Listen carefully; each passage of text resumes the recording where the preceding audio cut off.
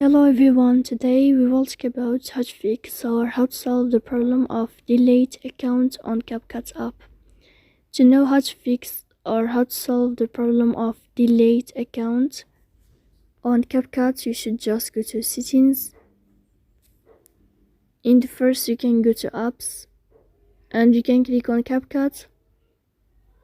Then you can click on first stop and you can click OK. After that, you will enter to the window of storage. Here you can click clear cache. Don't click clear data because that can cause the errors that can delete your account. In the end, you can go to Play Store, you can search about Capcut. You can uninstall your app and you can install it again to fix that problem. So please don't forget to support us by like and subscribe.